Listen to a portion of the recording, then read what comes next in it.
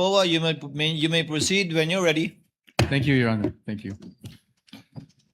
Mr. Wamil, good afternoon po, sir. Good afternoon po, sir. Sa pagkaalala ko po, nabanggit niyo po that you were formerly with ICFAO as a state auditor. Tama po ba? Yes, sir. And you are a certified public accountant. Tama po ba? Yes, sir. You're also a lawyer, correct? Yes, sir. You passed the bar in 2022. 2023 po. 2023. Okay, I stand corrected. And Mr. Wamil, you also testified yesterday during your direct examination that you were part of the team that audited the OVP and DepEd confidential funds. Is that correct? Hindi po team kasi ako lang po yung nag-evaluate ng documents. Ikaw mismo, basically nag-evaluate ng documents. Tama po ba? Yes po, sir. Okay, just so maintindihan lang namin how ICFAO conducts its audit. Yung mga auditors po ba, do they go to the field and observe itong mga confidential operations in person or? Since what we do po is compliance audit, we base our audit on the documents being submitted to the ICFAO. Okay. And do you get special training as auditors pagdating sa how confidential or intelligence operations are conducted? We base po our observations on the provisions naman po ng Joint Circular 2015-01. Okay. So, basically what you're saying is you base your audit on the documents submitted to you, not just by DepEd or OVP, but by any other government agency. Ganyan sa ICFAO. Based on the documents if they are compliant with the requirements of the Joint Circular 2015-01. Correct. Thank you. So, pagdating po dun sa mga dokumento na natatanggap nyo from OVP and DepEd, binabasa nyo po to isa-isa, no? Lahat ng attachments? Hindi po ako yung nag-receive noon. Meron po kaming receiving staff po. Pero kayo po, in your evaluation, do you go through the documents one by one? Yes po. I evaluate po if they are compliant with the requirements of the Joint Circular. Okay. Now, when you evaluated these documents, nakita niyo po ba doon kung sino ang nag-approve ng grant ng confidential funds for OVP for the fourth quarter of 2022? Nakita ko po dun sa disbursement voucher po na si Asek Limuel G. Ortonio po. No, I mean the grant. Kasi wala po sa GAA yung OVP confidential funds for 2022 eh. So nakita niyo po ba kung sino ang nag-approve ng grant para sa fourth quarter 2022 confidential funds? Based on the documents submitted, si Office of the President po yung nag-approve. That's correct. Opo, Office of the President. Pagdating naman po sa OVP 2023 confidential funds, yun po ay nasa General Appropriations Act. Do you confirm that? Yes po. And pagdating naman po sa DepEd 2023 confidential funds, nasa General Appropriations Act din po. Tama po ba? Yes po. And as a lawyer, you would know that the GAA is enacted by Congress. Tama po ba? That's correct po. Now, yesterday, naalala ko po, natanong kayo doon sa time nyo sa ICFAO kung ilang vice president ang na-audit nyo pagdating sa confidential funds. Naalala nyo po yon? Yes po, sir. At ang sagot nyo po ay isa lang, si Vice President Sara Duterte, the respondent in this case. Tama po ba? Yes po. Tapos Since I natanong- assumed in ICFAO in Since- 2014. Since you assumed in September 2014? Yes po, sir. Tama po. And you were asked, bakit si Vice President lang? Naalala niyo yung tanong na yun? Yes po. At ang sagot niyo po, kasi since you assumed siya lang po ang Vice President na nagkaroon ng appropriations for confidential funds. Tama po ba? Yes po. Since September 2014 po na nag-assume ako. Apo. Now, I'm showing you a document. If I may approach the witness, Your Honor. Counsel may approach.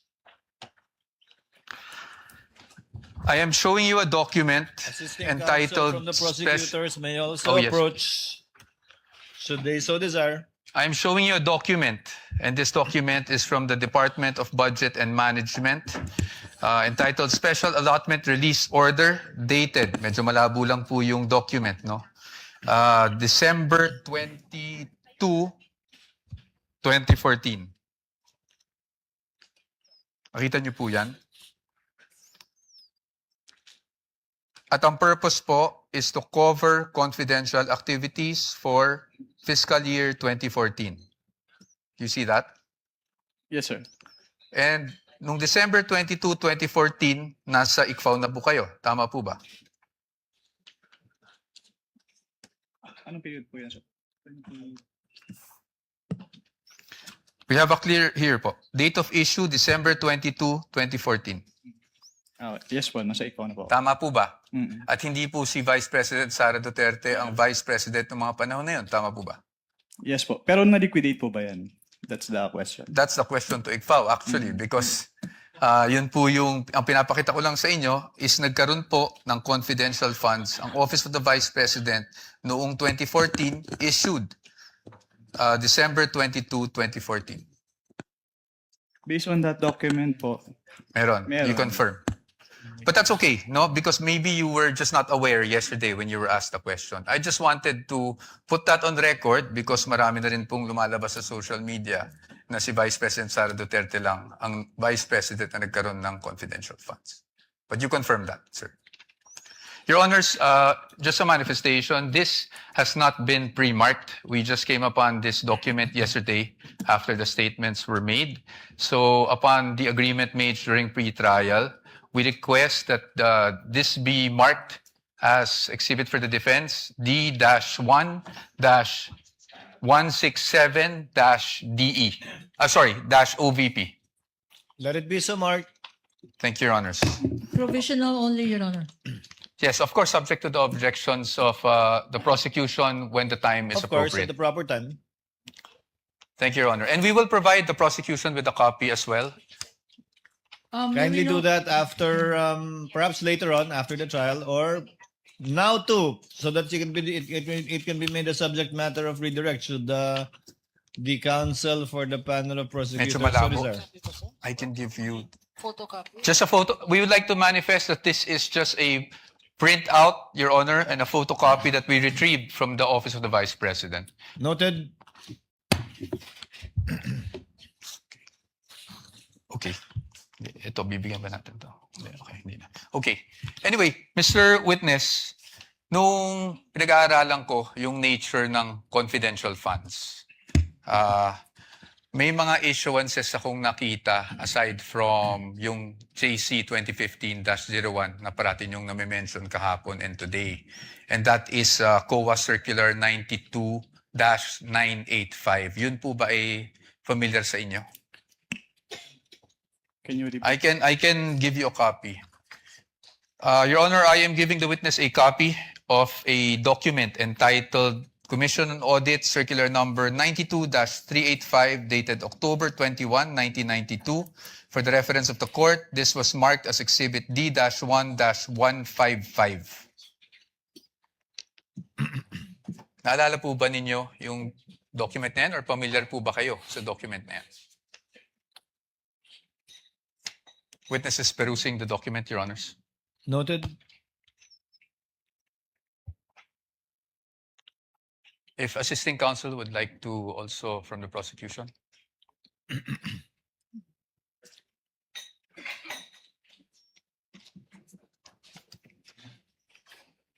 Witness will please answer. Are you, Are you familiar familiar? with that document? I am not familiar po with that document. Okay. That's okay. Meron lang po ditong whereas clauses. I won't ask you about the entire document anyway. Meron lang po ditong whereas clauses on the first page. Can you see that, Mr. Witness? Whereas clauses. I would just want you to read the fourth whereas clause.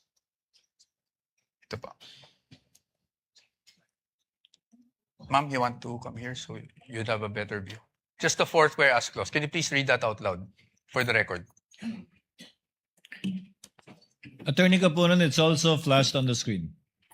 Para mahirap. Whereas these intelligence and confidential activities by their very nature are highly sensitive and confidential operations or missions, the details of which cannot be divulged without posing a threat to national security or to the success of the mission. Can you please read the next whereas as well? Thank you. Whereas, as now being required, the submission of receipts, bills, or commercial invoices in support of disbursements from this fund or rental or of safe houses, purchase of meals or supplies, and other expenses might create a leak of information that may threaten the confidentiality of the intelligence operations, endanger the lives and the safety of the agents and employees of the government agencies, and result to a failure of the mission. And just the next two whereas clauses na lang po para hindi na po tayo humaba. Whereas in many instances, it is impractical and sometimes impossible to obtain such receipts, bills, or commercial invoices during intelligence operations. Whereas by its very nature, the use of confidential intelligence and or confidential funds requires an approach allowing more flexibility in intelligence operations. Thank you, Mr. Witness. Manifestation, Your Honor. First of all, this exhibit presented by counsel for the respondent is dated October 1, 1992, Your Honor. Whereas the joint circular cited as basis by this witness, Your Honor, is dated 2015, Your Honor. There is no indication here.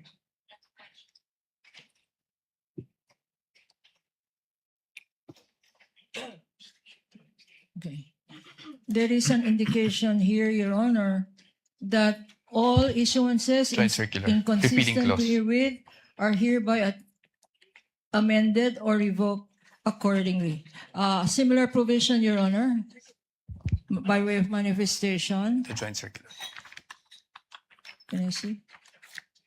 Is likewise Your Honor, mentioned in the Joint Circular 2015.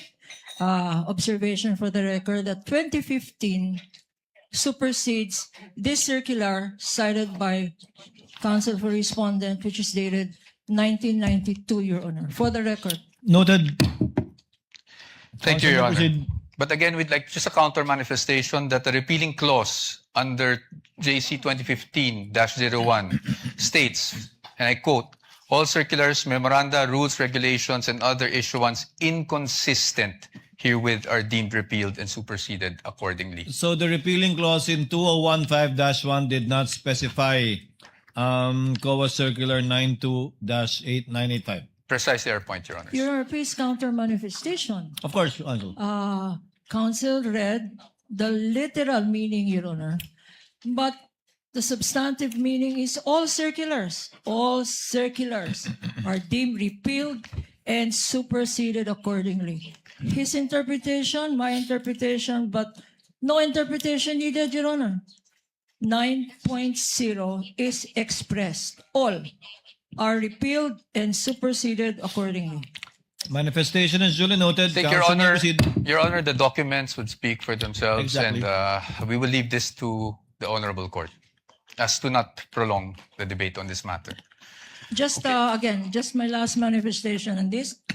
The difference, the difference between Joint Circular 2015, Your Honor, it has been identified, authenticated, and testified to by this witness. This circular that they are citing, Your Honor, 1992, has not been identified. We don't know its due existence. We don't know the circumstances surrounding this document. And therefore, they're covered by the original document rule. Produce the original, since you don't have a witness who has testified as to its existence, due execution, and least of all, its contents, Your Honor. And we are stating that this should be clearly in the records of this proceedings, Your Honor. Noted without prejudice to respondent presenting during their evidence in chief the original copy of the document and someone testifying thereto. We submit, Your Honor. Please proceed, Counsel. Now, dun base po sa binasa nyo, Mr. Witness, nakikita natin na mag-iba ang auditing standards or guidelines pagdating sa confidential or intelligence funds kung ikukumpara sa regular funds. Tama po yun. Well, based on the Joint Circular 2015-01, magkaiba po yung treatment between confidential fund and intelligence fund. Opo. At base rin po doon, sa binasa nyo, ang kadalasan nangyayari pag resibo o invoices ay maaring maging impractical kung yun ang i-require. Tama po ba? Under the Joint Circular po kasi, the auditors may require the... Your Honor, that's not responsive. I was just asking him to confirm what he read. Kindly answer the question, witness. Just on the circular that you read, Circular 92-3. Can you repeat the question po, sir? Ayon po doon, yung regular requirement na paghihingi ng mga resibo, acknowledgement receipts may be impractical pagdating po sa confidential operations. Can we ask counsel, Your Honor, to show that particular Yes, Your provision that he is citing in respect of the circular? Kindly do so, counsel.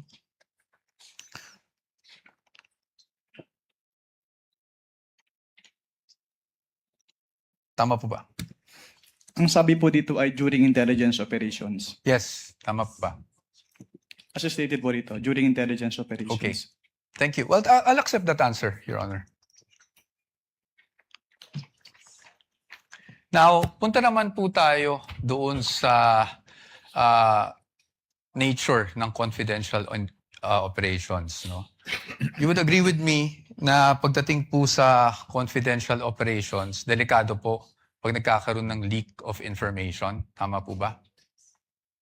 Can you repeat your question?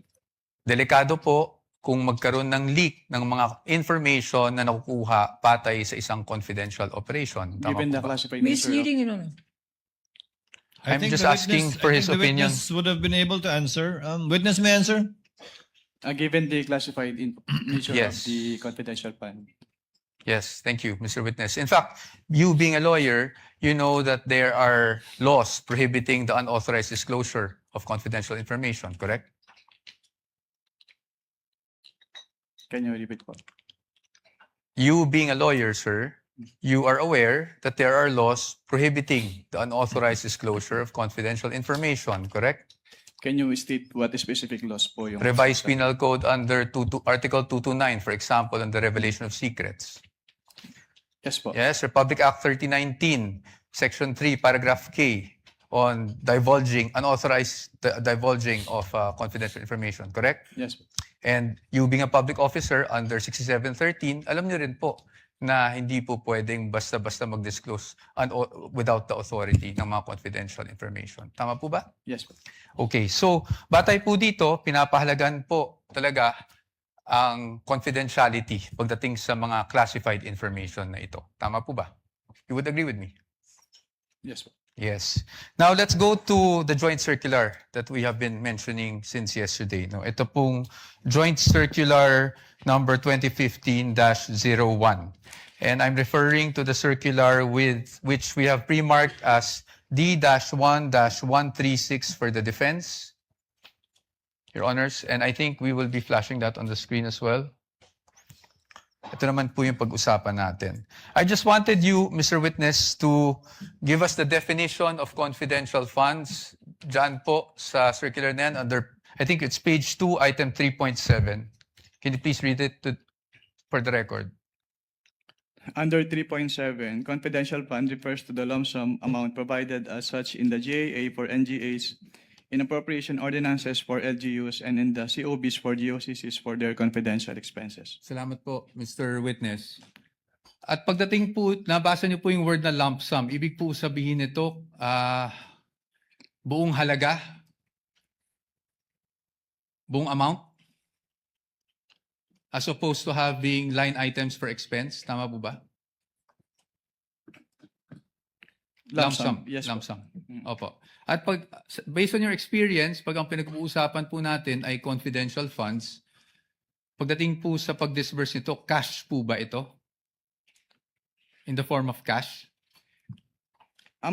What expense are you pertaining? Confidential funds in general. Cash po ba ito? Wala pong specific provision kung anong type po ng yung ibabayad. Okay. But item 6 provides for the guidelines on cash advances, correct?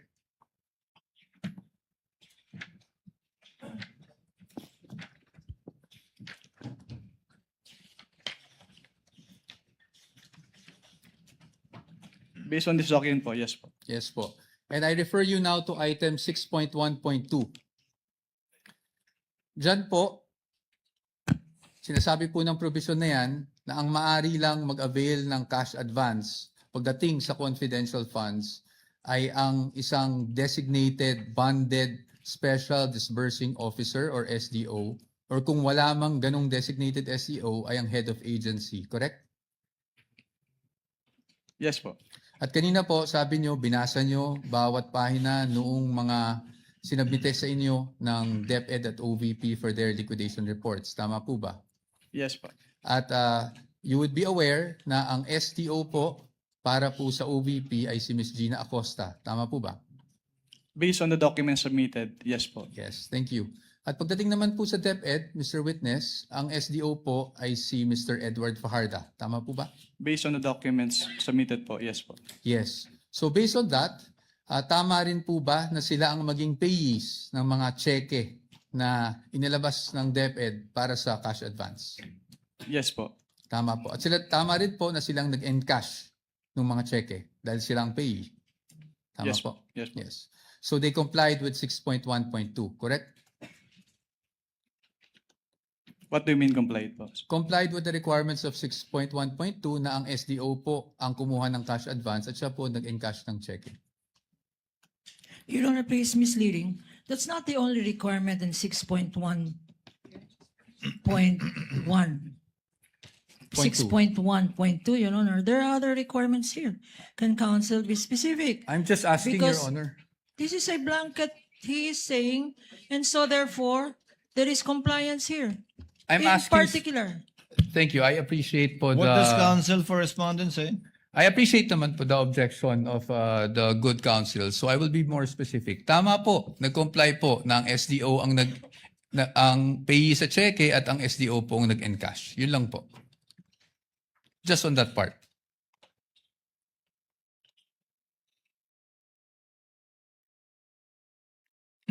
Based on the documents, si SDO yung pay ng cheque and yung nag-encash nung Okay. Thank you po. Now, I'll refer you to item 6.1.5 of the joint circular. Can you please read just the first sentence of that provision?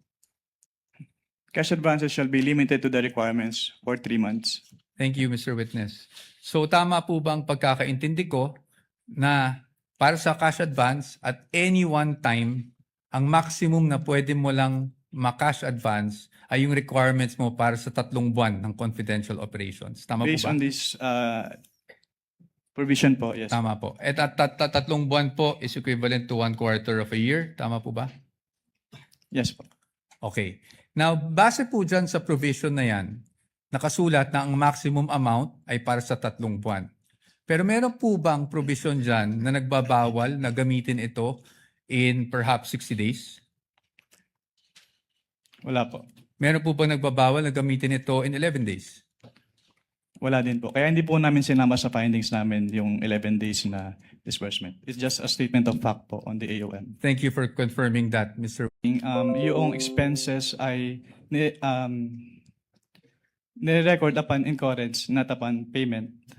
Opo. Okay. So, dito po ba, pwede po ba yung parang I'm just a simple-minded person? Parang buy now, pay later? Ganon? That wala po yan sa joint circular, so I am not authorized to It's okay. answer that question. I will leave it at that. I will leave it at that. Punta na lang po tayo sa liquidation. Sa liquidation po, under the joint circular, that's under 6.2.2, correct? Under 6.2.2, if I may just refer you to that provision, dapat po maliquidate magsumite ng liquidation report ang isang agency na may confidential or intelligence funds within 30 days after the close of a quarter. Tama po ba?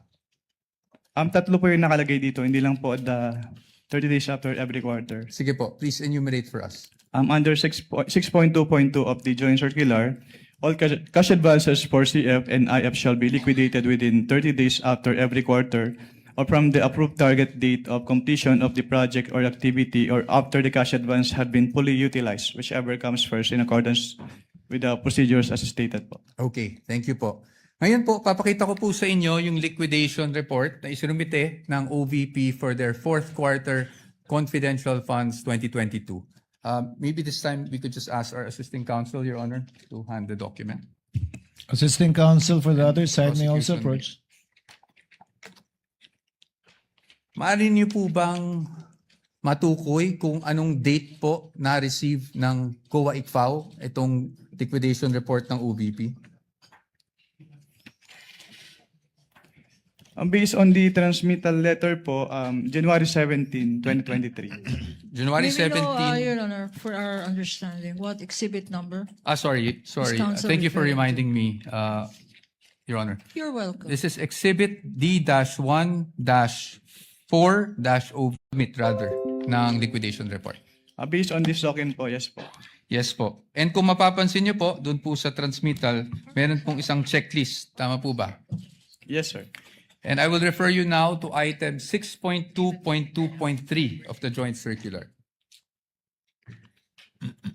Ayon po sa 6.2.3 ng nasabing joint circular 2015-01, ang gagawin po ng receiving officer ng COA ICFAO ay titingnan po yung checklist, tapos susuriin po yung mga dokumentong isinumite ng ahensya, yung mga attachments, kung pasok siya doon sa checklist of supporting documents na kinakailangan. Tama po ba? Can you repeat your question po? Ayon po sa 6.2.2.3,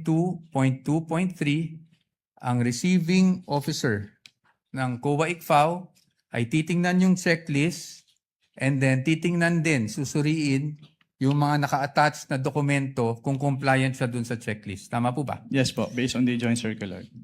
Based on that same provision, kung yun po ay kompleto, tatanggapin po ng COA ICFAO. Tama po ba? Yes po. At pag hindi po kompleto o meaning kulang po yung mga attached documents, yun po ay dapat ibalik ng COA ICFAO sa ahensya at hindi muna tatanggapin. Tama po ba? Yes po. Based And on this provision po. Opo. And in this case, because of the receiving stamp, would you say na tinanggap po ng ICFAO ang submission ng OVP? As stamp po nung ICFAO, yes po. Okay. Thank you, Mr. Witness. Now, basing on this document na natanggap ng COA ICFAO ng January 17, 2023, ang kanilang liquidation report, meaning the OVP for the fourth quarter 2022 confidential funds.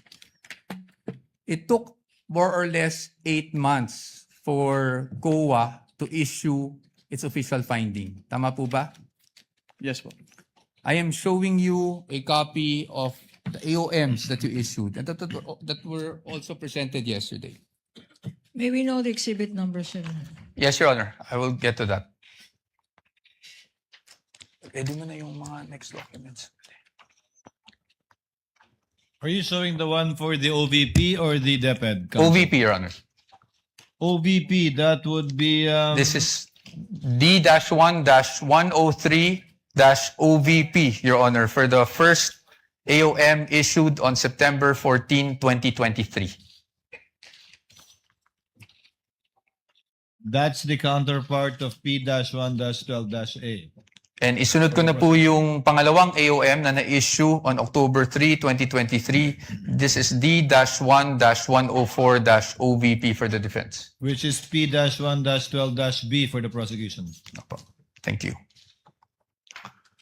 Now, Mr. Witness, napansin ko na yung date is September 14, nung 2023, nung una yung AOM. Tama po ba? Yes po.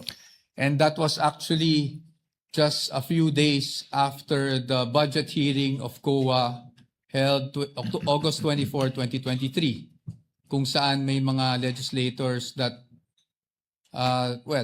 asked COA to look into the OVP confidential funds. Are you aware of that? Just if you're aware. I am not aware of that. That's okay. Now, I'll just move on to the AOMs themselves. No? Now, kahapon, nasasabi niyo po na nagkakaproblema tayo sa, may nakita kayong finding doon sa physical and financial plan. Tama po ba? Yes, sir. Ng OVP. At yan po ay nakasaad din sa inyong findings dyan. Yes, sir. Tama po ba? Opo. You referred to, if I'm not mistaken, and please correct me if I'm wrong, item 4.2 of the joint circular. Yes, sir. Tama po? Yes, sir. Maaari niyo po bang, andyan pa po ba yung joint circular? Yes. Maaari niyo po bang basahin yung 4.2 ng joint circular para lang po sa kalaman nating lahat? Under 4.2 of the joint circular, all allocations of CF and or IF shall be supported with physical and financial plan indicating the proposed amount allocated for each program, project, and activity where disbursements pertaining to the CE and IE shall be based. Tama po. Thank you po, Mr. Witness. Dito po, sa kanilang physical and financial plan, the program stated is actually the Good Government Program. Tama po ba? Yung binabasa ko lang. Based on the document, yes. Based on the document. At ang expected outcome ay safe implementation of OVP initiatives and confidence building. Based on the document. Based on the document, yes. At ang physical target will be number of areas with surveillance and confidential activities conducted or monitored. Tama po ba? Yes. As well as the number of activities. Tama po ba? At ayon po dun sa binasa nyo, wala naman pong guidelines on how specific it would be. Correct? Well, nakalagay po kasi dito, dapat i-indicate yung each program, activity, and project na pagbabasihan ng disbursement ng CF. Apo. I won't argue with you. So basically, yung finding niyo po is based on your assessment as an auditor. Well, since it is a plan, dapat po naka-indicate talaga dito kung paano nila gagastusin yung kanilang confidential fund. That's okay. Yes, I'll accept that answer. Now, nabanggit nyo rin po na hindi po nag-submit ng DEPs and or document evidencing payment. Tama po? Yes, sir. At yun po ay inilagay nyo sa inyong AOM. Tama Yes, po? yes, sir. At nabanggit nyo rin po na sumagot ang OVP dito sa AOM na to. Tama po ba? Yes, sir. Opo. Tama po. At pagdating po doon sa sunod na step, which is the notice of suspension, tama po ba? Yes, sir. Would you agree with me Section. na hindi na po na-carry over yung issue doon sa physical and financial plan? Yes, sir. Yes. So, ibig sabihin, tinanggap nyo po yung explanation. Well, ang purpose po kasi namin kung bakit namin ni-require yung specific confidential activities dun sa PFP is para makita kung paano gagastusin noong OBP yung kanilang confidential fund. Pero since nilagay naman na po nila doon sa kanilang revised accomplishment report yung specific confidential activities and even submitted the documentary evidence of payment. So, hindi na po namin hinanap ulit yung physical and financial plan. Okay. Salamat po. Thank you for that answer. Ngayon po, kasi kanina, kahapon actually, not kanina, sinasabi nyo walang sinubmit. Ang ibig nyo lang pong sabihin sa walang sinubmit is at the time na bago kayo mag-issue ng AOM. Tama po ba? Walang sinamit po na ano. Walang sinubmit na DEPs, for example. Yes po, kasi sinamit po nila yung DEPs after we issued both AOMs po. Opo, thank you po. Ngayon, punta naman po tayo doon sa notice of suspension. Nandun pa po kayo di ba, ng notice of suspension? Yes, sir. And you suspended in audit the amount of 125 million. We are showing him a copy of the notice of suspension, Your Honor. This is Exhibit D-1-107-OVP for the reference of the Honorable Court. NP-1-13-A on the part of the prosecution. Okay. So, dito po, as you mentioned earlier, you were satisfied with already the submission of the accomplishment report ng OVP. That's why nawala na po yung issue sa physical and financial. Hindi po ako satisfied dahil compliant yung accomplishment report nila, kundi dahil nilagay lang nila yung specific confidential activities na pinagamitan nung kanilang pondo. Opo. So, nawala na po yung sa PFP na finding sa AOM. Yes po. Based on the NS. Tama po ba? Yes, sir. Okay, thank you. Ngayon, pagdating dito sa notice of suspension, I just wanted to focus on doon sa documentary evidencing success pagdating sa rewards. Yes, sir. Nabanggit nyo po, this is 4.8.5, paragraph B specifically of the joint circular, correct? Yes, sir. And yun din po yung nakasaad dito sa notice of suspension na reference, meaning the provision of the JC. Yes, sir. Specified, yes. At nabanggit nyo rin po kahapon na wala pong guidelines specifically under 4.8.5 that shows how specific you should be in terms of the documents evidencing success. Tama Wala po ba? po akong na-mention na walang specific guidelines po. Ang sabi ko lang, hindi sinabi kung anong specific document yung hinihingi. May sinabi ko po kayong walang prescribed format, basically. Your Honor, please misleading the witness, to my recollection, did not say that. He said that in accordance with 4.8.5, these are the requirements, A, B, and C. And the submissions of the Vice President and the DepEd are not compliant, Your Honor. Can we With ask the for a indulgence of readback? counsels for the parties, Mr. Wamil, base po sa guidelines, hindi tulad ng ibang mga format na sinasubmit na may pro forma na nasa annex nung 2015-1, wala pong pro forma na pag-liquidate sang-ayon sa na dokumento sang-ayon sa 4.8.5. Yes, Your Honor, based on this provision po. Yes. May ibang provision bang nagre-require ng specific na paraan? ng Wala na pag- po, Your Honor. Ito lang Wala. po, 4.8.5. Thank you. Thank you, Mr. Witness. You may proceed, counsel. Thank you, Your Honor. Now, pagdating po sa OVP, alam niyo po ba kung sumagot sila sa notice of suspension na ito within the prescribed period given under the notice of suspension? Sa notice, wala na po ako sa ICFO nung Wala na po nag-submit kayo. sila ng response. Okay po. So I will no longer ask you about that. Probably for another witness na lang po. Punta na lang po tayo sa OVP confidential funds for 2023. You confirm, Mr. Witness, na ang OVP confidential funds for 2023 ay nakapag-issue rin kayo ng AOMs for the first, second, and third quarter. Tama po ba? For the first and second lang po, kasi yung third quarter, nag-drop po ako and hindi ko na po naabutan yung issuance noon dahil nag-transfer out na po ako sa Okay. ICFO. Okay. At hindi na rin po alam kung, just if you're aware, kung sumagot ang OVP doon sa mga AOMs ninyo. Hindi na rin po alam yan. Yes, sir. Okay. Sige. Diretso na lang po tayo sa DepEd para hindi na po tayo tumagal. Sa DepEd po, nakapag-issue rin po kayo ng AOMs. Tama? At least for the first and second quarter nung nandun pa po kayo. Yes, sir. Apo. Tama po. Apo. And kanina po, pinag-uusapan po natin yung mga disbursement vouchers ng DepEd. Kung saan natukoy nyo doon na hindi compliant dahil MOOE yung nakasulat sa disbursement vouchers. Tama po ba? Naalala nyo po yun?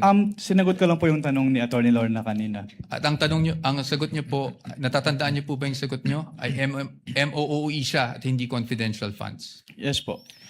Now, Mr. Witness, I will show you a page of the General Appropriations Act. Can I have that copy?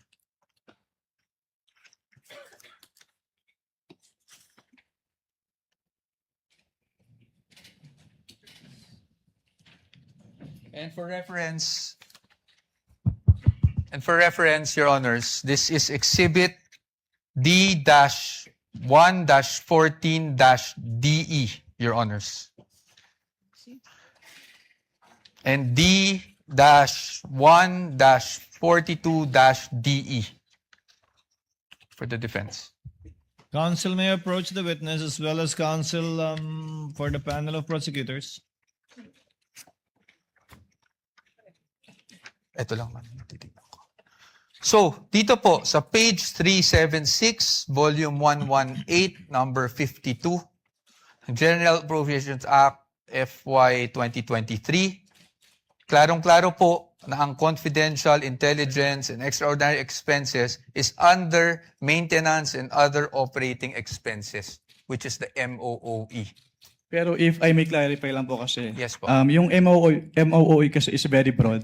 So Yes hindi po. lang confidential fund yung covered niya. Apo, we will get to that, Your Honor. DV. Saan nakasulat? Apo. Thank you. Kaya po dito, sa ating naging disbursement voucher, Your Honor, with due respect to counsel. yes, of With course. permission of Manifestation Attorney again in the Poa, yes. document. Again, this Observations document, and manifestations, counsel? Your Honor, this document violates the original document rule. First, it is a photocopy. It is not even a photocopy of anything that is certified, Your Honor. Although under the original document rule, you can dispense with the presentation of the original. If you present the original first and then substitute a copy, because a copy, a photocopy, is now considered likewise, if properly authenticated, as an original. This is a scrap of paper, Your Honor. We don't even know. General Appropriations Act of who? Of which administration? And consisting of how many pages, Your Honor? Saan? This particular document, Your Honor, should not even be testified to because we don't know its provenance. For all we know, we don't know where this document came from.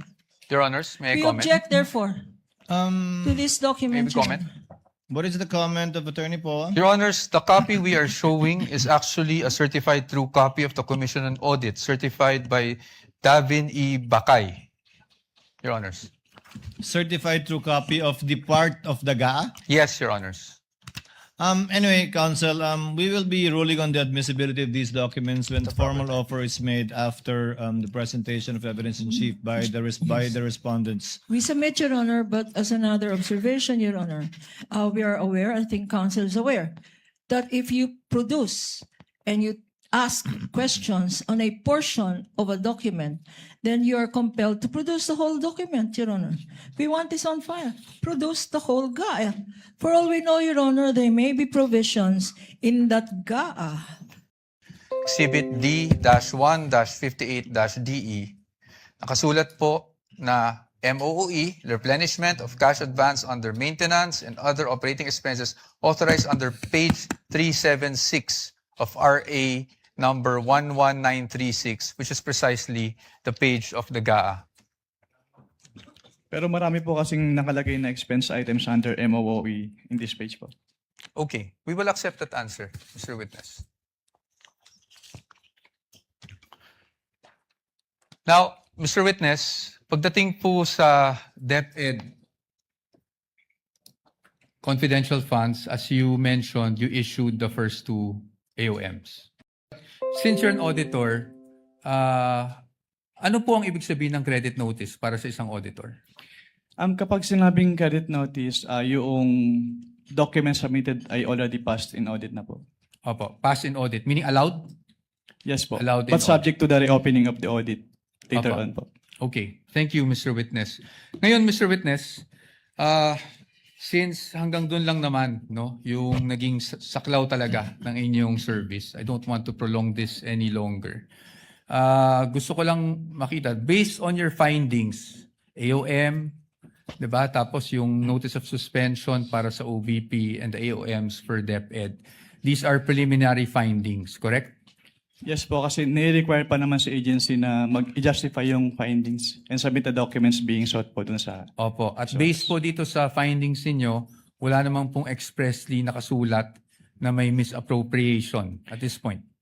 Actually, yung presumption of misuse kasi nasa item 8.3 na kapag hindi nag-liquidate or failure of liquidation of the accountable officers upon due demand shall be a prima facie evidence that such fund has been put to I am- personal benefit or misuse. Yes.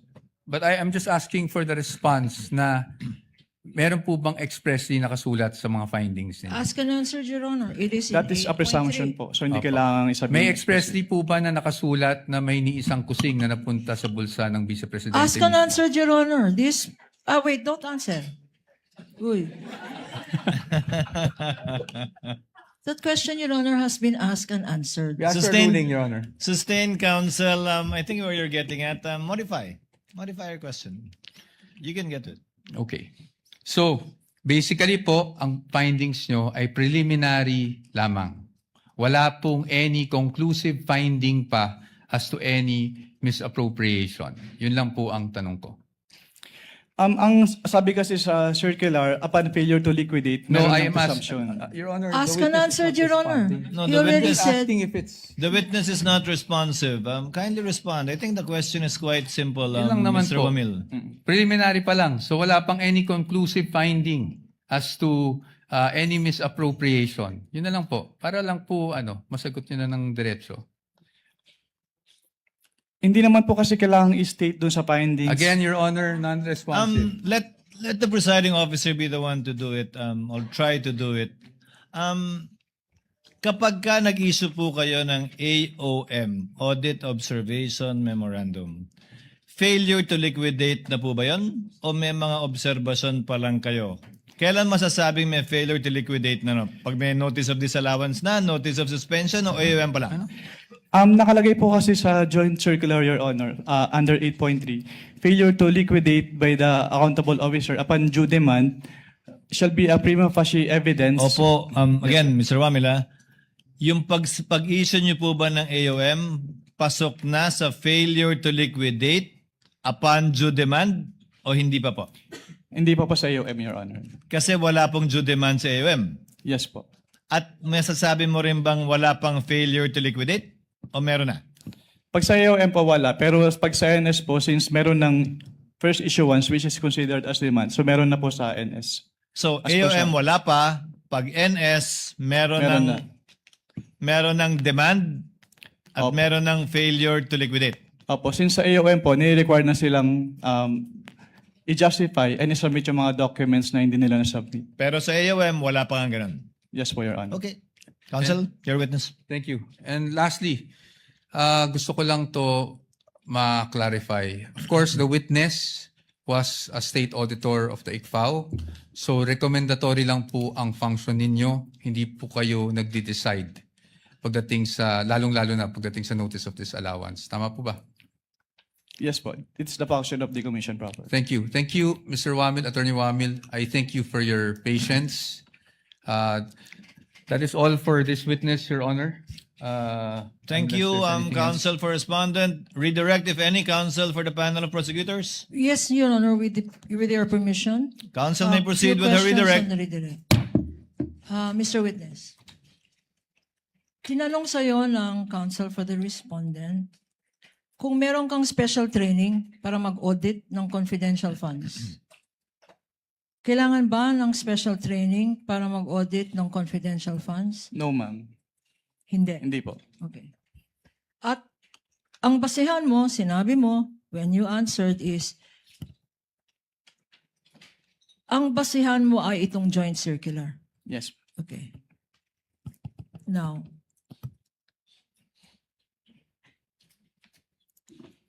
tinanong sa'yo ng counsel kung alam mo na ang Office of the President ang siyang nagbigay ng grant. Can Tama? you repeat At your ang sagot mo? Oo. Can you repeat the question po? No, you answered on cross on the question of counsel for the respondent if you are aware that the grant was given to the Vice President by the President. Yes po. And you answered yes. Yes po. Okay. Pag binigay ba ng presidente, like in this instance, ang confidential funds, wala nang obligasyon mag-liquidate ang Vice President ng paggamit niya sa confidential funds na yan. Meron po. Meron po pa siyang rin obligation to liquidate. obligasyon. Pag-grant ba ng Office of the President, exempted na ang Vice President na mag-submit ng Your mga Honors, dokumento. Your Honors, Counsel for respondent. that is leading. Redirect, Your Honor. This counsel opened Not the door. covered by cross, even, Your Honor. Yung Your Honor, exemption. counsel opened the door. Counsel opened the door to this line of questioning because he said a grant was given by the President. Objection is overruled. Witness may answer if he knows. Kung alam mo, Mr. Wamil, pakisagot po yung tanong ni Attorney Kapunan. Can you repeat the question, ma'am? Ang grant ba ng confidential funds ng isang presidente to a vice president, this president in particular, to the vice president, does it exempt the vice president for accounting for the use of that confidential funds under your joint circular? No po. Okay. So, kailangan pa rin, sinasabi mo, na compliant, mag-comply. Opo, kailangan Hindi pa yun. lang ang Office of the President. Kung binigyan rin ng grant ang Department Secretary of Education, kailangan rin. Yes, ma'am. Bakit? Ano ba ang nature ng pondo na yan? Pera ba yan ng Presidente? Since ang confidential fund po ay public fund, so kailangan pong ma-properly account. So kailangan nilang i-liquidate properly and completely yung kanilang cash advances from the confidential fund. So ang sinasabi mo, at nasa rationality ng Joint Circular, Section 1, public funds, public accountability, public officer. Tama? Opo. Okay, walang exemption. Hindi exempted si Sara Duterte para mag-account. Yes, ma'am. Sinabi rin,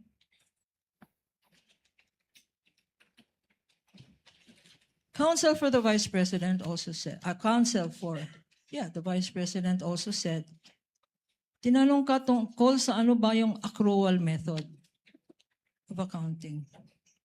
Pakiulit, ano yung accrual method? So under the accrual method po, the expenses is recorded upon incurrence and not upon payment po. Okay.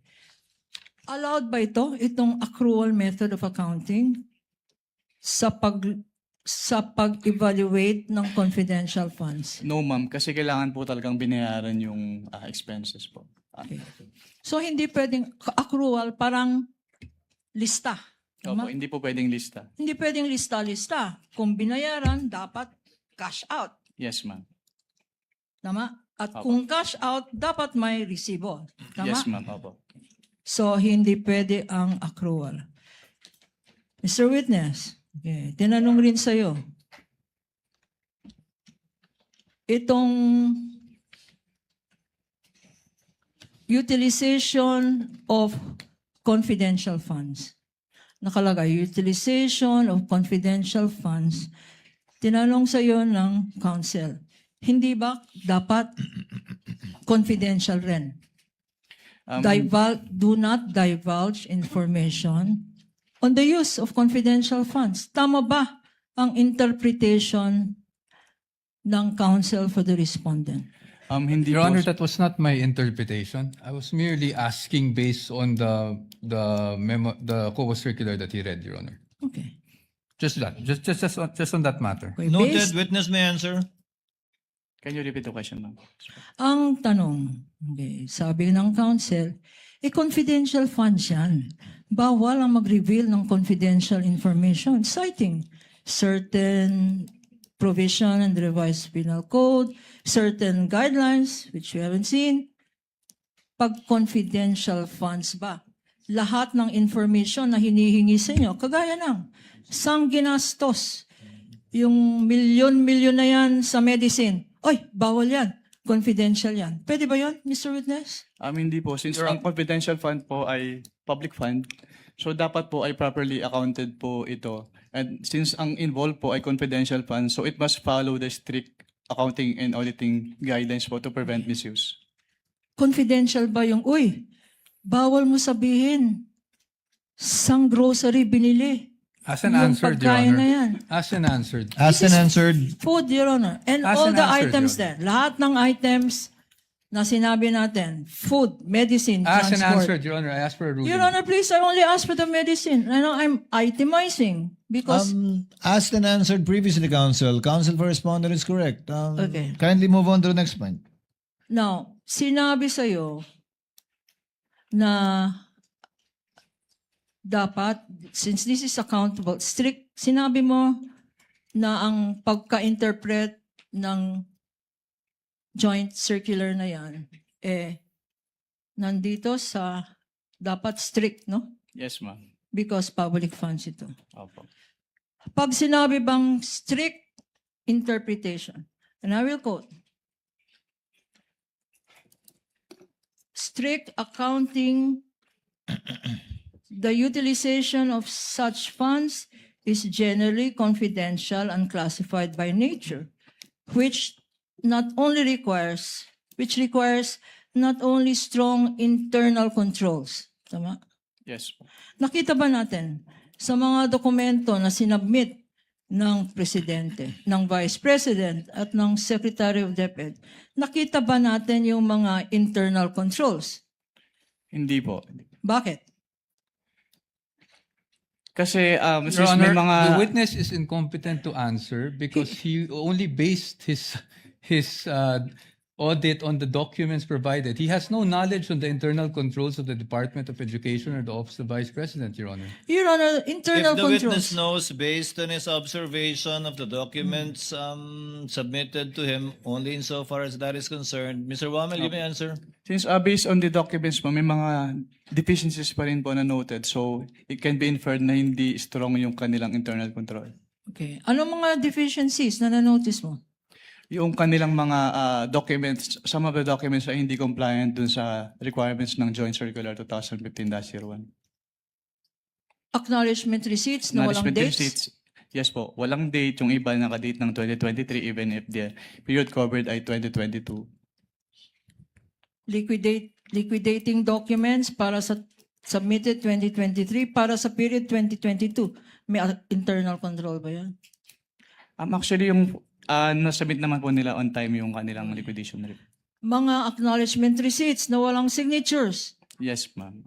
Internal control ba yun? That should have been prevented by a strong internal control po. Nakalagay rin dito, in this section. Strict auditing rules to prevent mishandling and improper application of the funds. So, sinabi mo na dapat strict ang compliance. Ikaw pa, as a state auditor, meron ka bang discretion sa pag-apply ng rules na to? Can you repeat the question po? Okay. You said that the basis for your evaluation are the express provisions of these rules. Yes, ma'am. Do you exercise any discretion? We exercise po professional judgments. Kailangan po namin i-evaluate if yung documents ay compliant dun sa requirements. Okay. Professional judgment. Yes, ma'am. But is this judgment based on personal opinion? Hindi po. Is this judgment based on, ayoko yung mukha nitong officer na to? Bias. Is it based on Hindi po. bias? Hindi What po. is it based on? Your professional judgment is based on what? Professional judgment is based on the experience and the applicable laws, rules, and regulations po. Okay. Council also mentioned 3.9, which is confidential expenses. I don't think I mentioned that, Your Honor. Okay. Then I will mention it. Not subject of the Are you cross, Your referring Honor. to the JMC Council? Your Honor, please, accounting, this council asked on how confidential expenses or funds are being accounted for. This is germane to the questions on cross. No, my question, Council, is what 3.9 are you referring to? 3.9 of what? 3.9 of the joint circular, Your Honor. Is there one? It's a confidential expenses, which says it refers to those expenses pertaining related to surveillance activities, etc., Your Honor. Your On Honor, page 3. beyond the scope of the cross, Your Honor. Your Honor, please. He opened the door.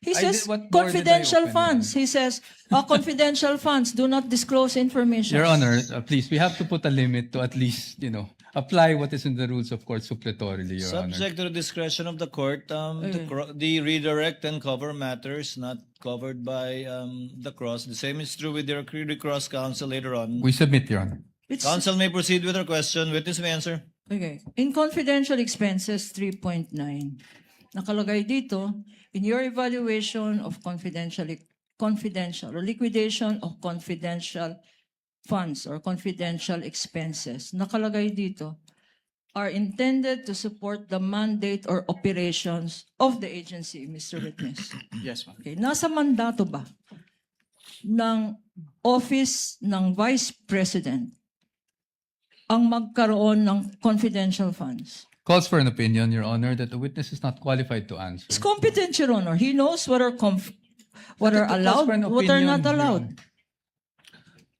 Objection, Witness is not an expert on the objection mandate. sustained. Witness is not competent to answer whether or not it is part of the OVP's function, much less a DepEd, to have confidential funds. That he did not see any confidential funds when he was with COA ICFAO does not mean that it is allowed or not allowed. Kindly move on to your next point, Counsel, please. You also mentioned that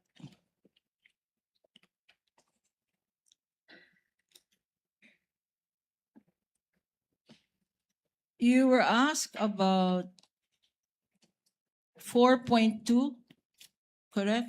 Mr. Yes, Your Witness? I confirm that.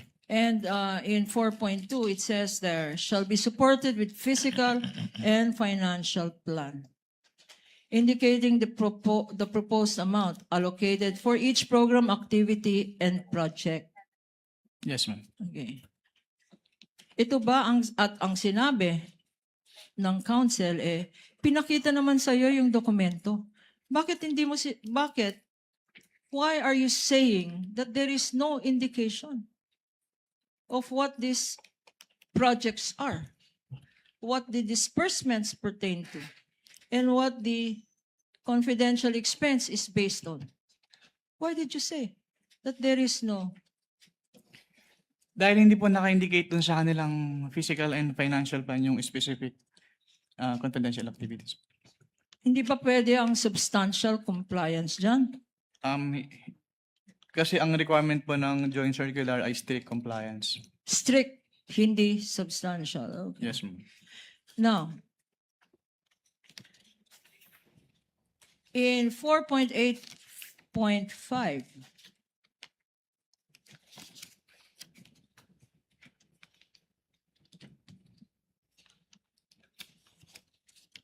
okay, Council makes mention in his cross that sa Office of the Vice President, ang SDO,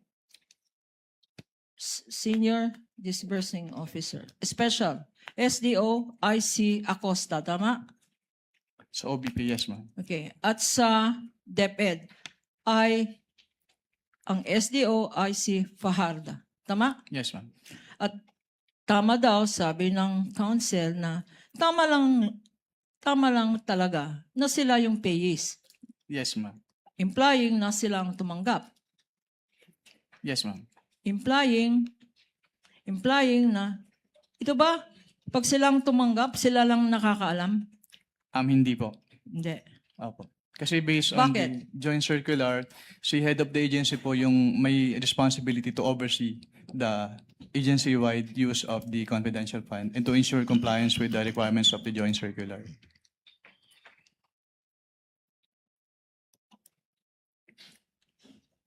Sino ang boss? Sino ang head of agency ng Office of the Vice President? Si Vice President Sara Duterte po. Okay. At nakalagay dito sa Senate na provision 4.8.5, nakalagay, as among the requirements, approval by the head of agency. Tama? Yes, ma'am. Ito. At nakita naman natin sa mga documents na present natin, lahat may approval ng head of agency si Sara Duterte. Tama? Yung accomplishment report, yes, Sa ma'am. accomplishment report. Hindi lang sa OVP, sa DepEd. Yes, Meron nakalagay, approved, attested, certified, correct? Sino? Even ang yung nag-certify. certification po nung accountable officer on the utilization of the confidential funds of both the OBP and DepEd ay attested po ni Vice President. So even if council says the SDO is Acosta for the OVP and the SDO for the DepEd is Fajarda, still the head of the agency, who in all the documents we have seen, signed, attested, approved, certified, is Sara Duterte as Vice President and as Secretary of the DepEd, correct? Based on the documents, yes, ma'am. Okay. On 8.3, tinanong sa'yo, conclusive ba? 8.3, you mentioned prima facie findings. Tinanong sa'yo, is this conclusive? Hindi po. It is prima facie po. Pero miski na prima facie findings, meron bang presumption? Is there a presumption of innocency? Is there a presumption of guilt? As a matter of fact, expressly says there is a presumption of misuse and that it is used for personal benefit. Tama? Based on this provision po, yes, ma'am. And so far, unless proven otherwise, that presumption still holds. She is presumed to have misused or to have used it for personal benefit, Mr. Witness, correct? Yes, ma'am. Based on 8.3. Correct? Yes, ma'am. No further questions, Your Honor. Meron pa daw. Counsel Recross. Recross just 2 points, Your Honor. Just two Counsel quick for points. I don't respondent may want to proceed. prolong this. Unang-una sa lahat po, ukol po doon sa acknowledgement receipts. Pagdating po sa mga undated na nabanggit nyo naman at nasa report nyo naman, you would confirm na sumagot ang OVP pero hindi nyo niya inabutan ang sagot or meaning hindi nyo na alam kung sumagot man ng OVP doon sa notice of suspension. Yes po, hindi ko na po naabutan yun. So probably for another witness. Ngayon dun sa unang sinabi po ng kagalang-galang na si Attorney Kapunan sa pagiging exempt, ni minsan ba humingi ang exemption sa inyo ang Vice Presidente sa audit ng kanyang confidential funds?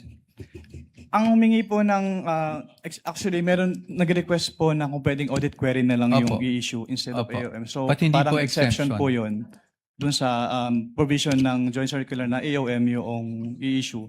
Ang exemption po yung tinatanong ko. Just an exemption on the audit itself. The conduct of the audit, meaning nag-submit po ba sila ng liquidation reports? Yes po. Nag-responde po ba sila sa AOM nyo? Yes po, pero hindi pa rin po sila compliant dun sa requirements. No, Your Honor, I'm not asking that. I'm just asking for nag-submit ba sila? Did they respond to your AOMs? Not Nag-submit pero covered hindi by po the full Director, yung Honor. submission. So they did not ignore your AOMs. At Pero least hindi kasi pa rin AOM po lang. full submission yung ginawa nila. The Your Honor, not question, responsive to Mr. witnesses, Wamil, is did they submit a response? Whatever your evaluation of the response, complete or incomplete, is another matter. Yes po, Your Honor. They submitted the response po dun sa AOM. So they That's all. submitted a response. That is all for recross, Your Honor. Again, Mr. Witness, thank you for your patience. Thank you. Papasalamat With the din. permission of our colleagues, it's 2:30 and session was called by the Senate President to be convened at 3 p.m. May we continue with our interjections for this witness tomorrow? And I have listed already those who would like to make interjections. In this order, Senator Tulfo, Rafi, Senator Bamakino, Senator Pangilinan, Senator Erwin Tulfo, Senate President, Senator Joel Villanueva, Risa, Senator Judge Risa Ontiveros, Senator Judge Padilla, and Senator Judge Aimee Marcos, and Senator Judge Ejercito. In that order. It'll be in the journal anyway tomorrow.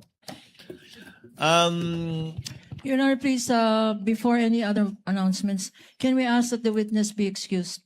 Yes, the chair was about to do that. Mr. Wamil, you're excused for the day. Kindly be back again tomorrow without need or necessity of issuing another subpoena. Can we rely on your word that you will be attending tomorrow's hearing for the continuation and hopefully closure of your testimony before the impeachment court? Yes, Your Honor. Asahan po namin, you are excused, sir. Thank you po sa inyong kooperasyon at oras at pasensya. Before we adjourn, Chair notes that the next witness, Ms. Eileen May Del Ocampo, was only subpoenaed to appear before the court on August 3 and August 4.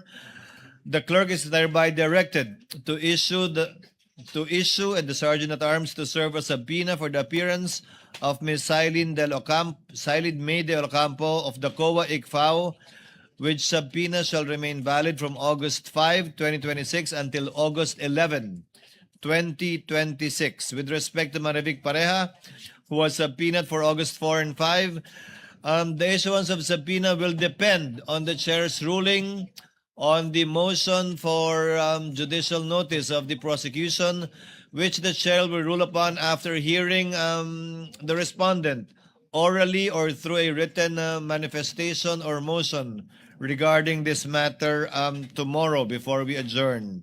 So ordered. Few The manifestations, panel Your of Honor. prosecutors, with the permission of the lead prosecutor, allow the presiding officer to finish with one other administrative matter. The panel of prosecutors also filed a motion to set a conference for the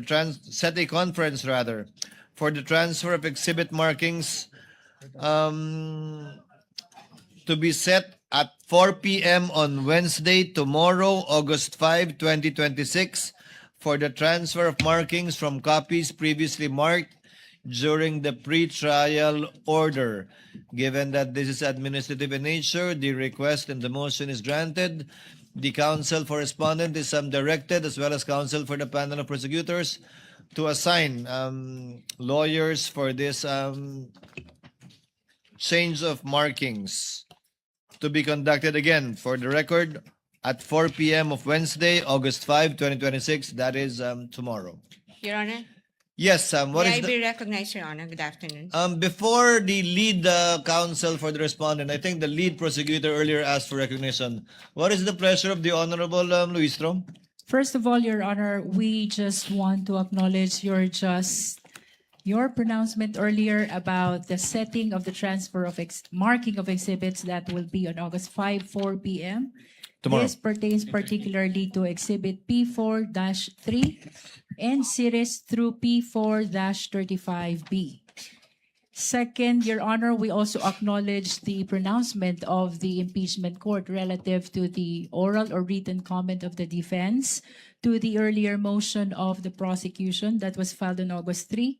That is to take judicial notice of the hearings conducted both by the House Committee on Good Government and Public Accountability and the Committee on Justice, Your Honor. That's for the record. And third, Your Honor, this is in line also with another pronouncement of the impeachment court in compliance with, relative to our compliance to the 5-day notice rule. We will be submitting the list of witnesses for next week, as well as the request for issuance of subpoena tomorrow, August 5, because the same will depend on the conclusion of the testimony of Ms. Sailin Del Campo, as well as the ruling of the impeachment court with regards to the motion to take judicial notice on the hearing of the two committees of the House of Representatives, Your Honor.